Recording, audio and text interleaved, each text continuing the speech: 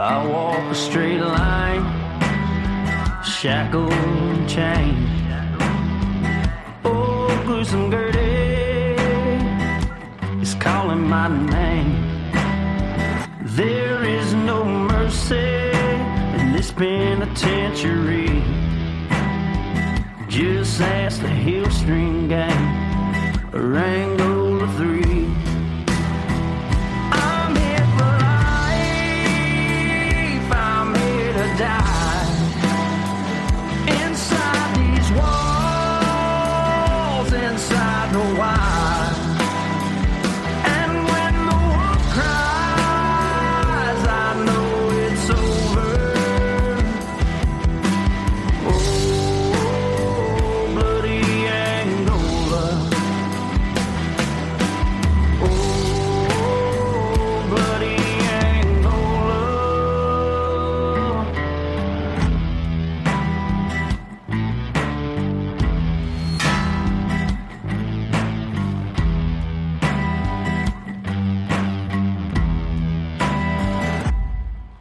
Hey everyone, welcome back to Bloody Angola, a podcast 142 years in the making, the complete story of America's bloodiest prison. I'm Jim Chapman, and this should be the first episode that I have recorded since the new year, so happy new year to all of you out there listening to Bloody Angola. I hope you got some good goals set for 2026. I'm looking forward to bringing you the best in prison podcasting, telling you the notorious stories of Louisiana State Penitentiary in Angola, and we're going to add some other prisons into the mix as we go along. And that's sort of what we're doing today. And look, I will be the first to tell you, Louisiana State Penitentiary in Angola, a very dangerous place, and honestly, most maximum security prisons in the United States, same way.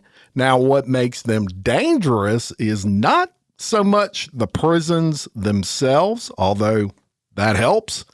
It's also those who inhabit those prisons. Now, as you know, maximum security prisons throughout the United States, they don't house jaywalkers. They don't house people who receive speeding tickets that they hadn't paid, those sorts of things. These prisons are full of murderers, rapists, major drug dealers, the worst you can think of in society. Now, in maximum security prisons, there is a hierarchy, shot callers, if you will. In a place full of dangerous people, these shot callers are considered the most dangerous. So I got curious and I went down, I guess, kind of a rabbit hole of who people in the know would consider the most dangerous prisoner ever in a max security prison. And of course, that's a very subjective question. Everybody's going to have a different opinion. But the name that would surface frequently in my research was an inmate by the name of Thomas Silverstein, who went from a teenage robber to becoming a high-ranking member of the Aryan Brotherhood. Now, his path would lead to a string of murders within the walls of max security prisons and eventually an unheard of 35-year time in solitary confinement in a supermax prison. So he's going to be our subject for today, and I'm going to start off by telling you a little bit about Thomas Silverstein's early life. Now, he was born Thomas Conway in Long Beach, California. This was on February 4th of 1952. His mother divorced her first husband while she was still pregnant with Thomas, and she married another guy. His name was Thomas Conway, which young Tommy would claim as his biological father.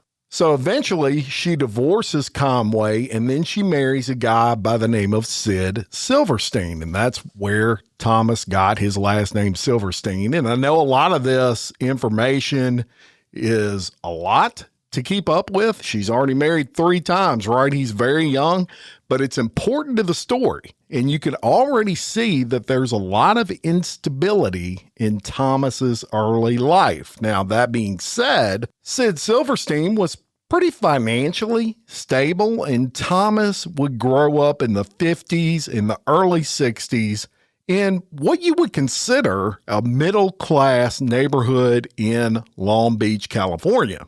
Now, Thomas was not what you would consider a typical kid growing up.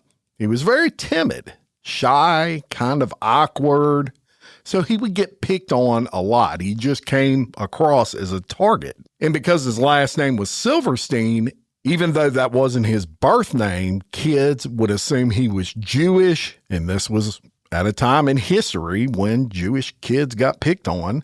And in later interviews, he would say they would bully him relentlessly about the fact that he had a Jewish last name, even though he was not Jewish.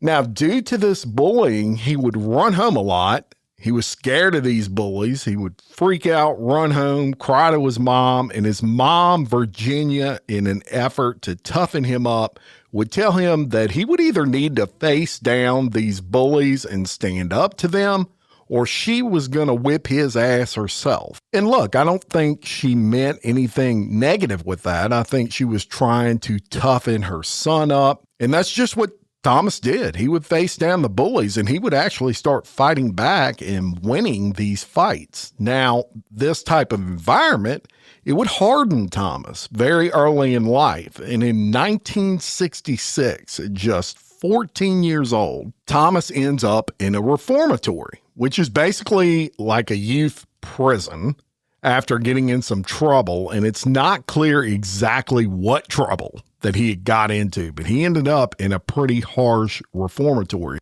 But one thing about youth prisons is you fight a lot. Even in today's day and time, you constantly are fighting inside juvenile lockup, right? And Thomas would fight nearly every single day inside of that youth prison, he would say later on.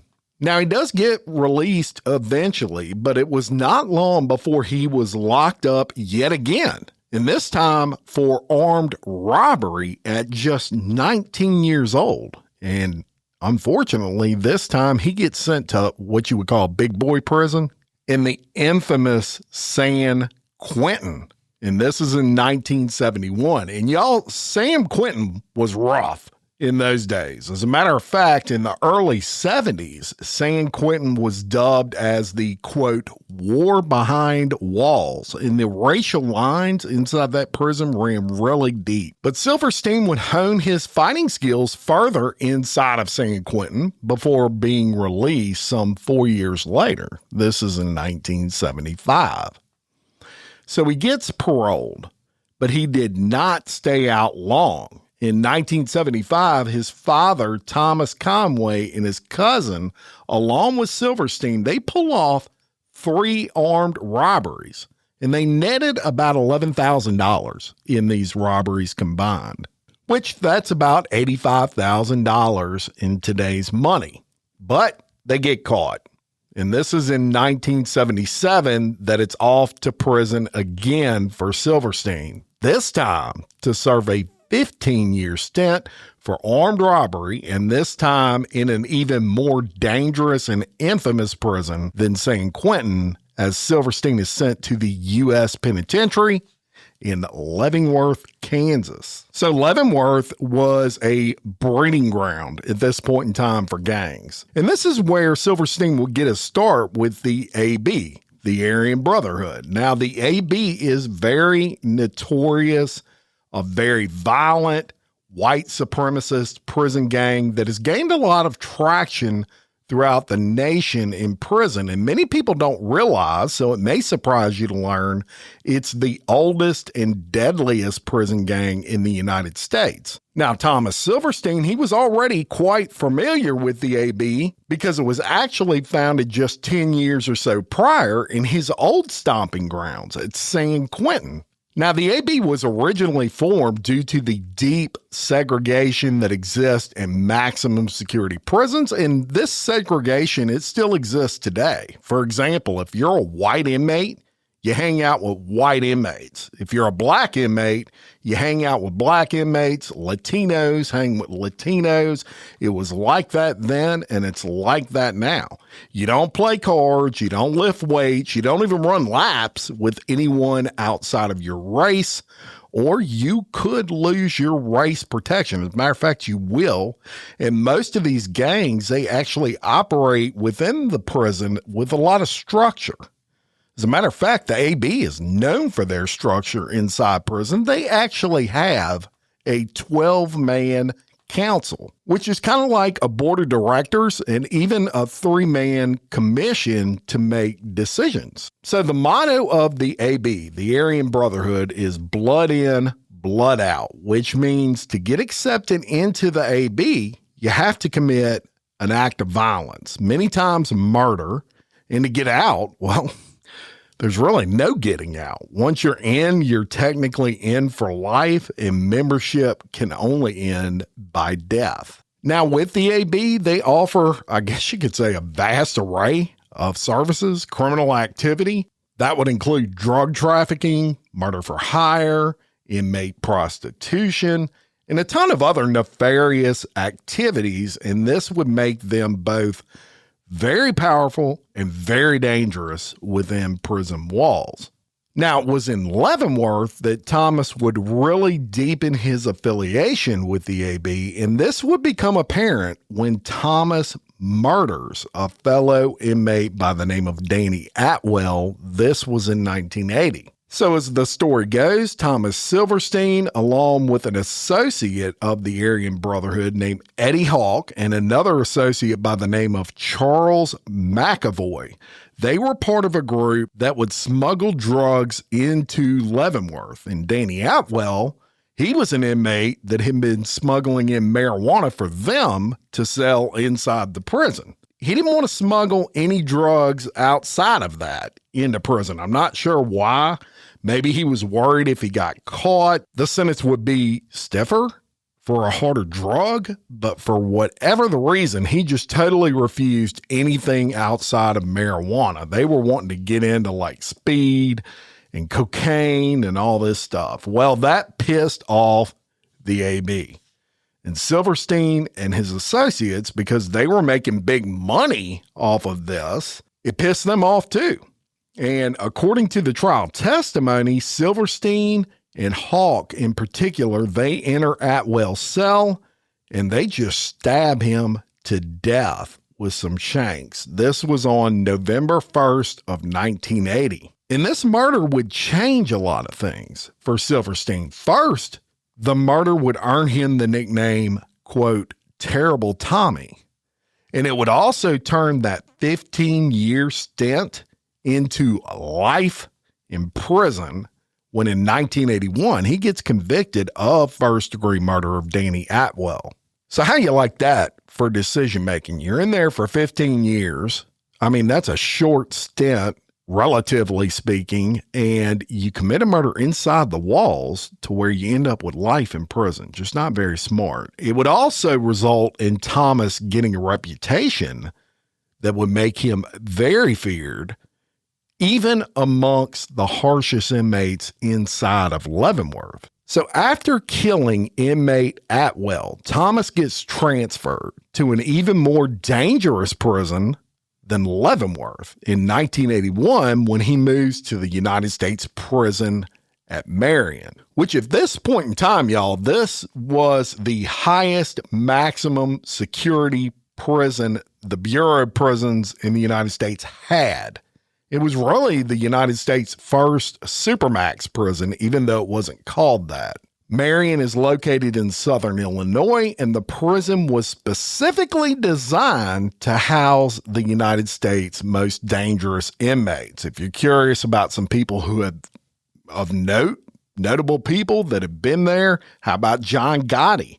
How about Nicky Barnes? Two very high-ranking mobsters that ended up in Marion. So it's secure to say the least. But as secure as Marion was, it could not stop Terrible Tommy from murdering yet again inside prison when in 1981, the same year that he got convicted in the Danny Atwell murder, he kills a rival gang member named Robert Chappelle, and he was a member of the notorious DC Blacks. And a little about the DC Blacks, this prison gang originated about 5 years after the AB formed. And originally, as you may have guessed, they were a gang consisting of inmates, all from DC.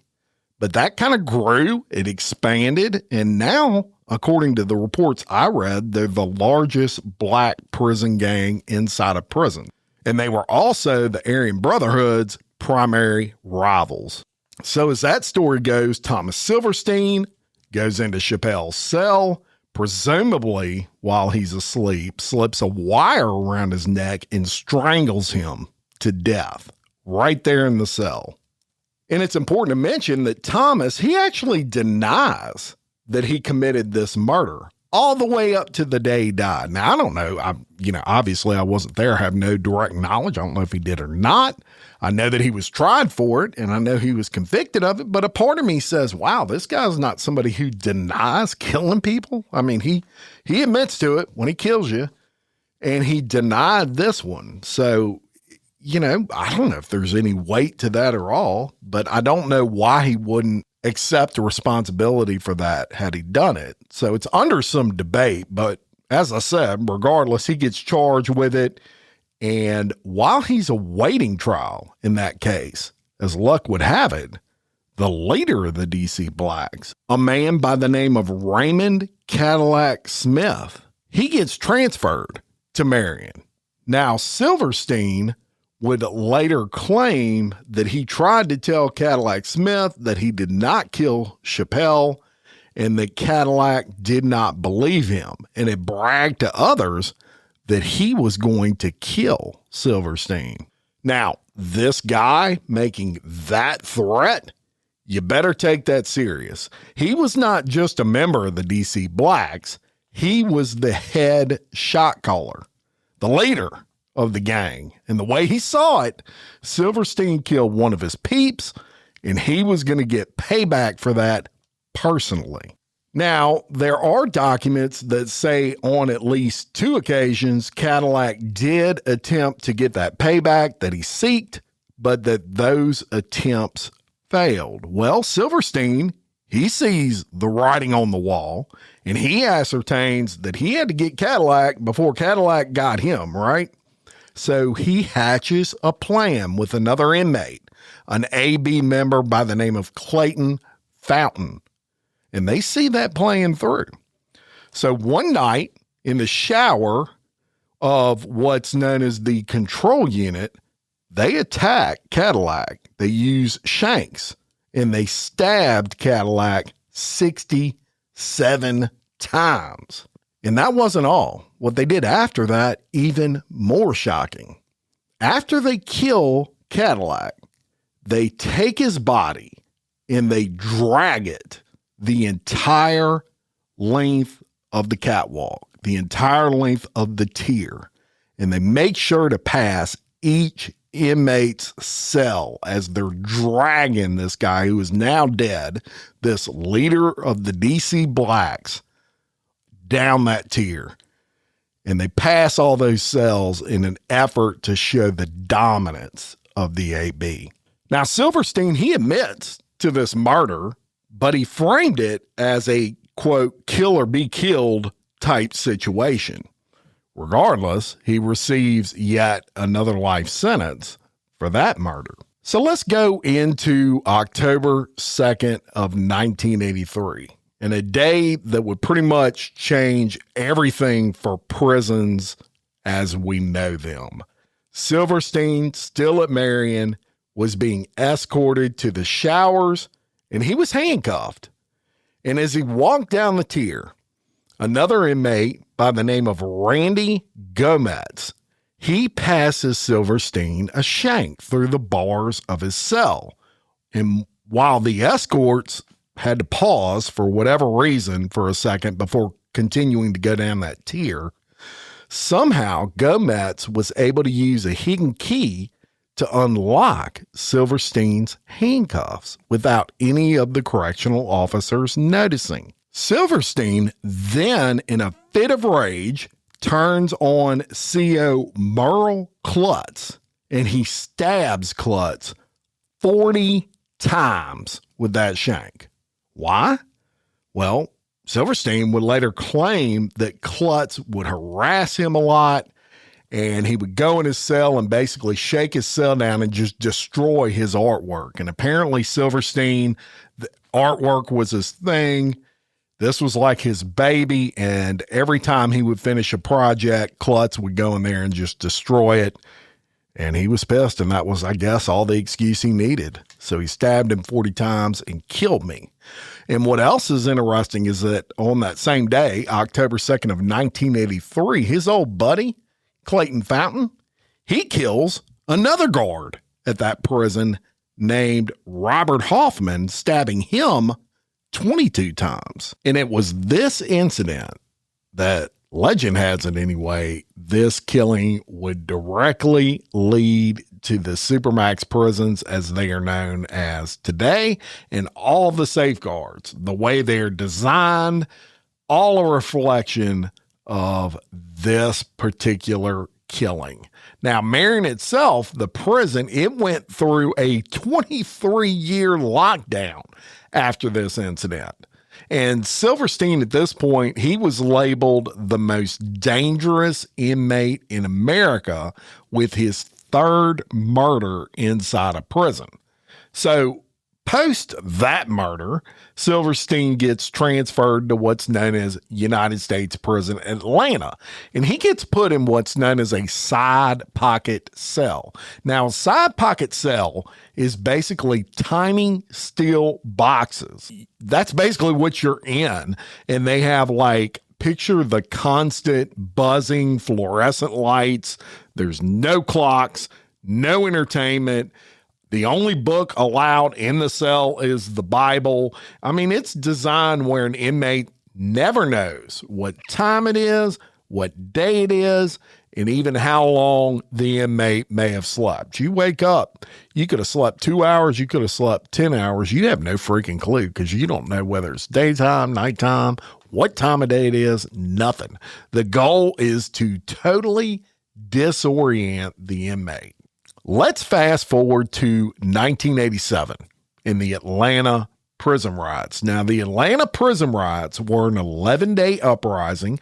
This was at the U.S. Penitentiary in Atlanta, where Silverstein was housed in Georgia, and it was the longest prison standoff in U.S. history. Now, it was triggered because the U.S. State Department had announced an agreement with Cuba to deport approximately 2,500 Cuban nationals to Cuba, and they held a riot. And there were actually riots all over the country, but the Atlanta prison riot was the worst. Well, it was during these riots that Silverstein actually gets released from that side pocket cell by other inmates, and he remained free within the prison for about a week before all of this got under control. A guard who was stuck in the prison actually had a run-in with Silverstein while he was free within the walls, and by all accounts, Silverstein actually spared this guard's life because the guard treated him with some form of respect prior to the incident. Had he not done that, Silverstein likely would have killed him. So in those riots, eventually an FBI hostage rescue team comes in. Everything gets copacetic again, and then they round up Silverstein and they actually transfer him back to Leavenworth, where for the next 18 years, he stays locked up in solitary confinement. So Leavenworth knew he was coming back, and they had to prepare for that, and they actually construct a custom-built cell for him. Not only did they construct one, they would name this cell Silverstein's Suite. Now, interactions with the staff were minimal. The delivery of his food is just like you would think you would see in a movie. Slide through the cell door, right, and they just pass the tray in. And his cell was about the size of a king-size mattress, his entire cell. video surveillance in there 24 hours a day, 7 days a week. He was only allowed one phone call per month. And look, in my opinion, he deserved every bit of it. So while Silverstein is living it up, if you will, inside the Silverstein suite, his accomplice and buddy, remember Clayton Fountain? Well, he dies in 2004 in a federal prison in Missouri. And in 2005, another transfer for Silverstein when a brand new prison opens up called ADX Florence. This is in Colorado. It's known as the Alcatraz of the Rockies, and it is considered the world's most secure prison and perfect for Silverstein, right? Practically built for him. So a little about ADX. And I did an episode several years ago on Bloody Angola where I actually talked only about ADX Florence. Very interesting prison. It's designed for near total solitary confinement, and that's obviously to neutralize dangerous behavior. Only the worst of the worst in the world get sent here. There's a lot of isolation. Inmates typically spend 23 hours a day in a soundproof 7 by 12 foot cell. So if you're somewhere where you can mark off 7 feet by 12 feet, do it. And imagine spending 23 hours a day, 7 days a week inside of that space for the rest of your life. That's what ADX is. The cell features a bed, a desk. It has a stool, and all of that furniture is made of poured reinforced concrete, and that's to prevent people from making weapons. If you make, for example, a stool out of wood, what are they going to do? They're going to break one of the legs, sharpen it, and it's going to be a pretty badass shank. Now, there's limited view inside of that cell. As a matter of fact, some cells don't have any view at all, but some, they have a window that's 4 inches wide and angled to only allow a view of the sky or the roof. And they do this because it prevents the inmates from knowing their exact location inside the complex. For recreation, the exercise occurs in what's known as a concrete pit. Imagine like an empty swimming pool, and you go in that pit and you basically run in a circle for exercise. You get an hour a day, often while shackled. And that's that 24th hour of the 23 hours you're in your cell. That 1 hour is just for exercise, and you're usually shackled when you're out there. And if you're curious about some of the people that are housed there, well, they are the world's most notorious criminals that are behind bars. How about Joaquin El Chapo Guzman, the former leader of the Sinaloa cartel? He's housed there. The Boston Marathon bomber, he's housed there. How about a convicted 9/11 conspirator, Moussaoui? He is housed there. How about Richard Reed, who is also known as the shoe bomber? He's housed there. Several members of ISIS are housed there.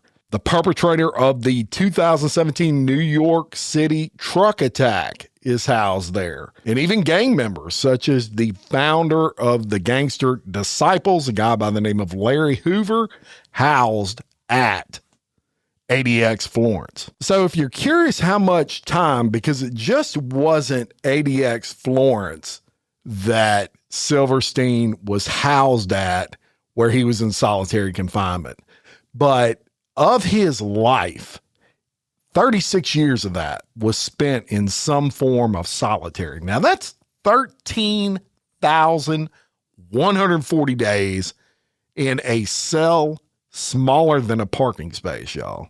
No human contact. And after he killed that correctional officer, guards, out of respect for that correctional officer, none of them would speak to him at all.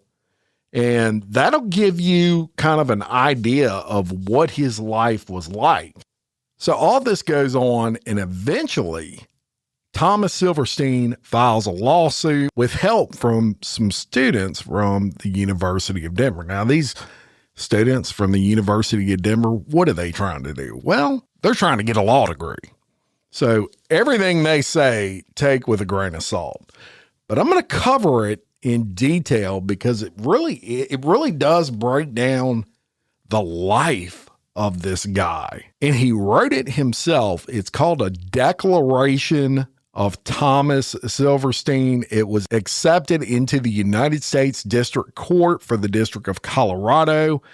And it was Thomas Silverstein versus the Federal Bureau of Prisons. And it reads, I, Thomas Silverstein, declare under penalty of perjury that I have been held in solitary confinement for the past 10,220 days, which is 336 months or 28 years. I am 59 years old and I have spent almost half my life in solitary confinement. Victim, right? He's a victim. The purpose of this declaration is to describe my experience during this lengthy period of solitary confinement, the nature and impact of the harsh conditions I have endured in spite of a spotless conduct record for over 22 years. Now, I'm just going to interrupt right there and say, throw out the fact that I killed 3 people in prison and my lack of knowledge about what, if anything, I can do to lessen my isolation. Nevertheless, I feel it would be disrespectful to say anything about my conditions of confinement without beginning with an apology for the actions that brought me here in the first place. An apology for the harm I have done is necessary before anything else can be said. Not a single one of the 1,000 days I have spent here has gone by where I have not regretted my actions that brought me here. Every day I think back and wish I had not killed Officer Clutts. I know that some people would continue to find this hard to believe, but I want it to be understood that this is not only because of my confinement that I feel this regret. I feel this way because I know what I did was wrong. I have become a person who recognizes and respects the value of the life of another. People can and do change. I know I have, and I have become someone who is deeply sorry for having done such terrible harm to others. I saw the Clutts family once at my sentencing hearing. Until that moment, I had never thought of Officer Clutts as having a family. As soon as I saw his children, I recognized I had hurt more people than just Officer Clutts. I wonder about his kids regularly and hope that they are okay and have been able to start families of their own. I've apologized publicly via my blog to Officer Clutts' children. I know his daughter saw my apology because she replied on the blog. Although I apologized, I would never presume to ask for their forgiveness, as what I did to them was unforgivable. I wish I could repair the damage that I have done to other people's lives. I also regret my actions because they harmed my own children. They have suffered because their father was not there for them. There is almost nothing as difficult and as painful as knowing your children are suffering and knowing that you were the cause. And y'all, he did have children. Not a lot of information out there on that, but apparently he did. I feel guilty about this every day, and when I feel pain for not having been there for my own children, I know that I also did this to Officer Clutts' children.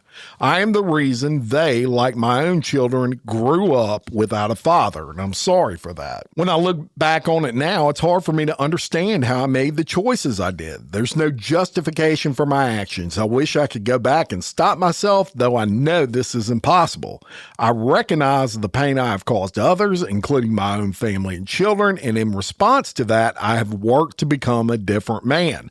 Although I cannot repair the damage I caused, I am committed to nonviolence. It is a promise I have made to myself and one that I hope honors those I have hurt. It's a promise I have every intention of keeping. I understand that I do deserve to be punished for my actions, and I do not expect to ever be released from prison. My hope is simply to be allowed, like other prisoners, to earn the privileges that are warranted by my constant good conduct. I do not consider myself to be a part of any prison gang, nor do I want to be a part of any prison gang. I just want to serve out the remainder of my time peacefully with other mature guys doing their time. And then he goes into saying the Bureau of Prisons had singled him out and treated him different. He says, although the Bureau of Prisons suggests I am irrational to think they are singling me out, I do not agree. I believe that this is what they have been doing, and I can understand why they would do it. I believe I have been treated worse than any prisoner in the Bureau of Prison. I read Dr. Haney's report that I am the most isolated prisoner he has ever seen. It sometimes seems claims that the Bureau of Prisons is trying to test me to provoke bad behavior so they can justify their treatment of me. For example, when mentally ill people who scream all night are placed in my unit, it feels like the Bureau of Prisons is trying to see if they can make me or break me. I tolerate the noise, though, because I don't want to break the rules. I want to earn my way out of solitary.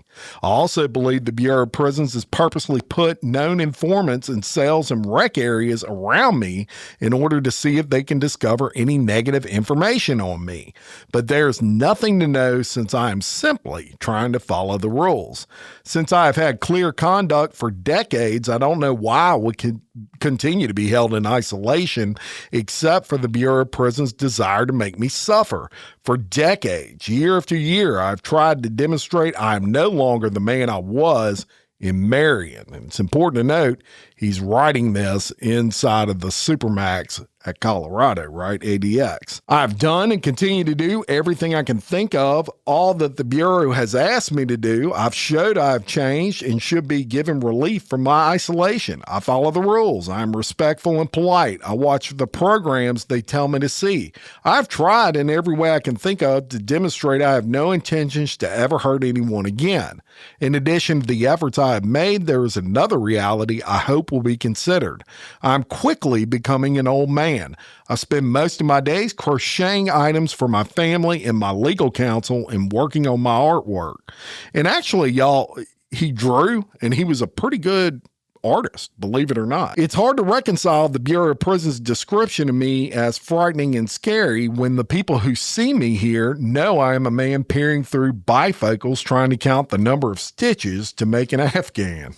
Although I think the way some officers have treated me is a violation of the rules, I understand why they act this way. I imagine it is a way for them to feel loyal to Officer Clutts.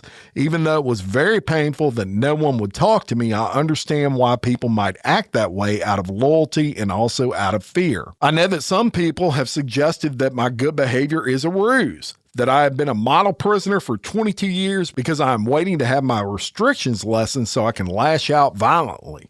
They also say that I haven't acted out because I can't, that my conditions are so restrictive there's nothing I can do. But this is just not true. I could have yelled at or been disrespectful to or even spit at the officers. I could have disobeyed an order or withheld my food tray and violated communication rules. I didn't, and I don't do any of these things. It's hard, if not impossible, for me to prove what is actually in my mind and what is not. All I can do is ask that others look at my current behavior and explain that it reflects my intention to never act violently again, ever. I know the consequences, both to myself and others that will follow. And more importantly, I know that this is not who I want to be. My actions for the past 28 years are an expression of who I am and who I wish to be. When they took me from Leavenworth and put me in a van to move me here to ADX, I thought I might finally be getting out of solitary confinement. Couldn't believe he said that. I was over 50 years old and had been incident-free for almost 20 years. During the ride, I imagined myself having a job and being able to have contact visits with my family. Instead, I was placed in conditions that were worse than those at Leavenworth. At that time, I lost hope of ever getting out of solitary confinement. This lawsuit has given me a little hope that my decades of clear conduct may be recognized. But even now, I'm not hoping for much. I would like to be able to eat a meal with someone else occasionally. I would like to have a visit with my family that ends in being able to hug my daughter goodbye and to shake my son's hand. I know that I have sacrificed most of my rights by virtue of my actions as a much younger man, but I think that these things are not too much to hope for, even in my circumstances. And then he gets into his version of his early years. He says, I was born on February 4th of 1952, grew up in Long Beach, California, and my parents separated when I was very young, and I was adopted by my stepfather. My parents were middle class, but my home was an angry and violent place. It was not a safe place for a child or anyone else. My mother became verbally abusive and physically violent when she was angry. She lashed out at me often and would hit me with anything she had in her hands at the time. from a belt to a lamp to a rolling pin. Once she threw a kitchen knife at my head. Not only did she hit me and my sister, but my mom also would hit my stepfather when she was angry with him. There was constant physical aggression at my home. My mother's lesson was the only way to be strong was to be violent. She believed this. Once, after I was beaten up by another kid, and I told y'all about this, my mother told me if I didn't stand up and fight for myself, the next time this happened, she would take a belt to me herself. When I got home, I was miserable at home and also very confused. I began to run away. Eventually, these runaways ended up with me being placed in juvenile offender centers. These too turned out to be dangerous places full of people who harmed those that they thought were weaker than themselves. There, I learned the single most important survival skill was to stand up for myself so that people didn't think I was weak and prey upon me. By the time I was 19, I had landed in San Quentin on an armed robbery charge. When I was released on parole, I fell back into the same behavior. After that, I was arrested for robbery I committed with my biological father and my cousin, Gerald Hoff. I was 23 when I was sentenced to 15 years for that robbery. My share of those proceeds was a few $100s. My life on the outside was over forever. When I entered San Quentin, the prison system was unstable and there were regular race riots. However, it was not long before I finished my state time and was transferred to federal custody in USP at Leavenworth.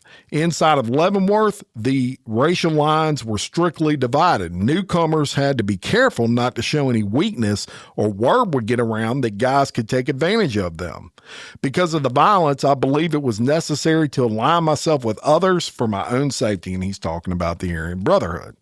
In November of 1980, I was charged with and convicted of murder of a fellow inmate, Danny Atwell. I am innocent of this crime, and the conviction was subsequently reversed, and that's something I didn't tell y'all about, but it was reversed on some technicalities.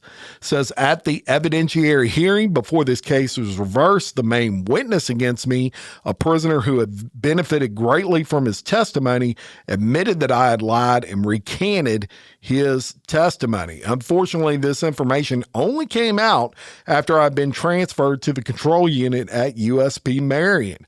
The control unit in any prison is the most punitive and restrictive part of the prison. This had special meaning in Marion, which was the highest security, most restrictive federal prison at that time. It was known among inmates that Marion was built to replace the old Alcatraz penitentiary. Prisoners from across the country who were hard to house were sent there, and it soon became one of the most violent prisons in the system. Fights, riots, and assaults of prisoners and staff occurred regularly. This was a significant conflict between the staff and the prisoners at Marion. Even the control unit was extremely dangerous. Prisoners were armed with homemade knives or had access to obtaining weapons at all times. It's hard to explain how it felt to feel afraid that you could be killed essentially at any moment. Even in their individual cells, prisoners were not safe. I feared attacks on my life at all times from both prisoners and staff. The pressure to stand up for myself and not allow others to perceive me as weak was immense. Prisoners continue to be killed even in the solitary and extreme conditions. In 1982, I was convicted in the death of inmate Robert Chappelle, a murder I was not guilty of. I plead innocent and maintain my innocence to this day. I never knew Chappelle and had never even spoken to him, and I had no responsibility for his death. The fact that I was alleged to have been responsible, however, created an additional set of dangers for me at Marion. After the death of Chappelle, the Bureau of Prisons transferred inmate Robert Cadillac Smith to Marion. Though I had never before heard of Cadillac Smith, I learned that he had been friends with Chappelle. Soon after his arrival, Cadillac Smith began making it known that he planned to kill me to avenge Chappelle's death. Despite these threats, the Bureau of Prisons housed Cadillac Smith within 3 cells of me at Marion. Since I hadn't killed Chappelle, I had nothing against Cadillac Smith prior to his arrival, but I became very apprehensive about him once those threats began. I'm aware the Bureau of Prisons now claims Cadillac Smith was the leader of the DC gang, but at the time, I did not know of this or even hear of a gang called the DC Blacks. I only learned that the Bureau of Prisons claimed that Cadillac Smith was the leader of the DC Blacks when I read Pete Early's book about 10 years after I was housed in Marion. Cadillac Smith attempted to kill me on 2 separate occasions between December of 1981 and September of 1982, once with a homemade zip gun that thankfully failed to fire, and a second time with a knife. Even though Bureau of Prison officials were aware of his attempt to take my life and put him into the hole because of it, the Bureau of Prisons later returned him to my same unit and didn't take any action to make me safe. When he returned, Cadillac Smith continued to tell me and others that he was going to kill me. Believing that Cadillac Smith would not stop until succeeding in killing me, and seeing the Bureau of Prisons was not going to take any measures to help protect me, I killed Cadillac Smith on September 27th of 1982. Although at the time I believed I was acting in self-defense, I deeply regret my actions. I am sorry for the pain I have caused the Smith family. After I killed Smith, I lived in constant fear of reprisals. It was in this state of mind and believing I was in a life-threatening situation that on October 22nd of 1983, I killed Officer Clutts. I regret my actions and I'm sorry for the death of Officer Clutts. I'm also sorry for the pain I've caused the Clutts family. Even writing this declaration, I feel my words of regret are inadequate to explain the remorse I feel and how much I am sorry for this action. And that is where I am going to cut it off for today, but we got a lot more to cover. We've got this guy, the most dangerous prisoner in U.S. history, in some people's opinion, Thomas Silverstein, Terrible Tommy. We've got the rest of his story in his own words that I'm going to bring you on the next episode of Bloody Angola. Trust me, it gets wild from here. As a matter of fact, the next subject we're going to talk about is that side pocket cell that I mentioned in today's episode. So thank you so much for listening. Check out the Patreon, patreon.com/Bloody Angola Podcast for commercial-free early release episodes and more. And until next time, for Bloody Angola, a podcast 142 years in the making, the complete story of America's bloodiest prison. Peace.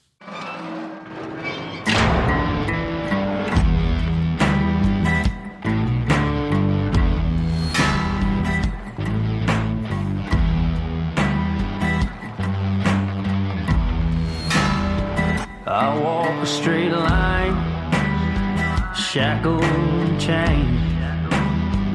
Oh, gruesome Gertie is calling my name.